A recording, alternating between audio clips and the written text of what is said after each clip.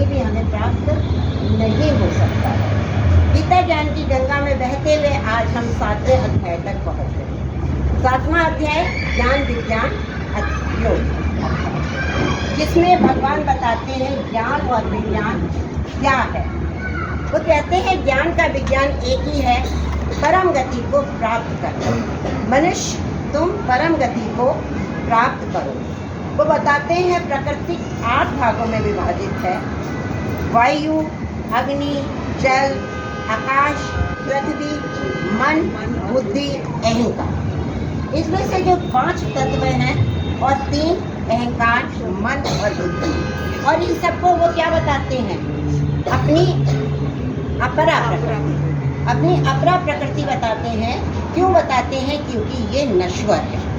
इसमें जब भी प्रलय आ जाएगी ये सब नष्ट हो जाएगा, पर इसमें बसने वाला जो है चेतन वो कभी नष्ट नहीं होता, इसलिए उसे वो अपनी परा प्रकृति बताते हैं। तो वो 2 प्रकार की प्रकृति बताते हैं 7वें अध्याय में, अपरा प्रकृति और परा प्रकृति। इसके साथ साथ वो बताते हैं कि 3 प्रकार के गुण होते हैं, जिन्होंने पीछे अभी बताया है, रजोगुण, तमोगुण, सतोगुण।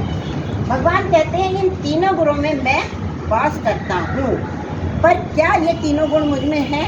नहीं, मुझ में ये तीनों गुण नहीं है, पर हाँ इन तीनों गुणों में जिसमें भी ये गुण है उसमें मैं वास करता हूँ।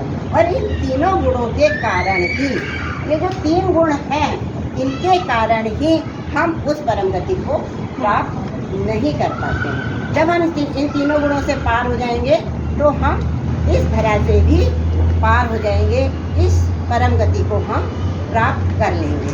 आगे वो बताते हैं कि 4 प्रकार का समुदाय है जो कि मुझे निरंतर भजता रहता है। कौन कौन सा समुदाय उन्होंने बताया है? एक तो अर्थप्रिय समुदाय, अर्थात जिन्हें धन दौलत चाहिए, शोहरत चाहिए, ऐश्वर्य चाहिए, वो भगवान की पूजा करते जाते हैं ना, भगवान हमें धन दे दे, भगवान हमें दौलत दे दे, भगवान हमें ऐश्वर्य दे दे, हमें शोहरत दे दे। एक ऐसे भक्त हैं। दूसरे वो भक्त बताते हैं, वो भक्त हैं जो दुखी हैं। जहाँ हमें दुख प्राप्त होता है, बेटा बीमार हो गया, बेटी बीमार हो गई, खुद का पैर खराब हो लिया, कुछ हो लिया, फौरन भगवान के पास पहुँचते हैं, भगवान हमें ठीक करते हैं। और एक पुण्य करने वाले भी दान धर्म कर रहे हैं तो उस समय भी हम भगवान को याद करते हुए दान करते हैं, एक पुण्य करने वाले हैं। और चौथा प्रकार का कौन सा बताता है?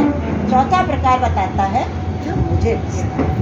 जो मुझे बसता है वो परम गति को प्राप्त होता है।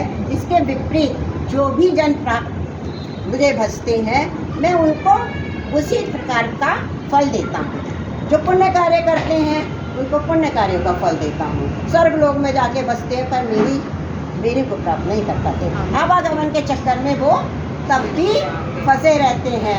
जिन्हें धन दौलत शौहरत चाहिए भगवान उनको धन दौलत शौहरत देते रहते हैं। जो दुखी मन से कहते हैं बेटा ठीक हो जाए, बेटी ठीक हो जाए, भगवान उनके बेटे बेटी ठीक कर देते हैं, पर किसी को अपना परम गति नहीं देते हैं, अपने चरणों में स्थान नहीं देते हैं। आवागमन के चक्करों से हम कभी भी नहीं छूट पाते हैं। हम आवागमन के चक्करों से कब छूटेंगे?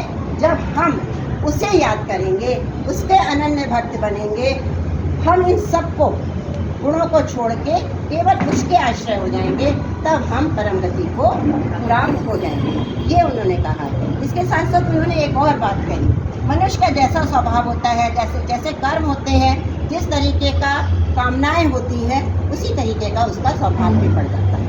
जो शौहरत पाने वाला होता है उसका स्वभाव यही हो जाता है, अरे शौहरत पानी है। जिसे धन पाना होता है वो धन पाना है, उसी तरीके का उसका स्वभाव हो जाता है। और जिस तरीके का मनुष्य का स्वभाव होता है उसी तरीके के वो देवताओं का भी पूजन करता है। कोई वायु देवता को पूजता है, कोई जल देवता को पूजता है, कोई अग्नि देवता को पूजता है।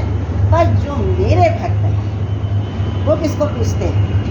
वो योगेश्वर को ही पूजते हैं, वो श्री कृष्ण को पूजते हैं। कहते हैं जो जिसको जैसा पूजता है मैं उसको उसकी इच्छा अनुसार ही फल देता हूँ। वायु देवता को पूजते हैं, वायु देवता जैसा फल मिलता है। मुझे जो भजते हैं उसको मैं क्या देता हूँ? परम गति प्रदान करता हूँ।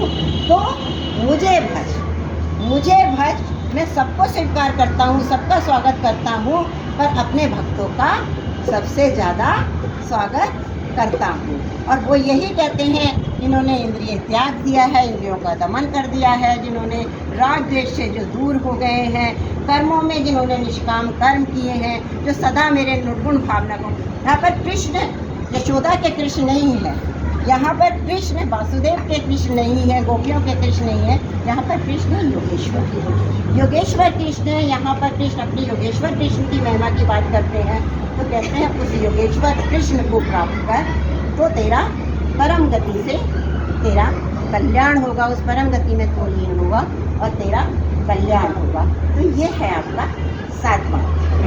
अब 8वां अध्याय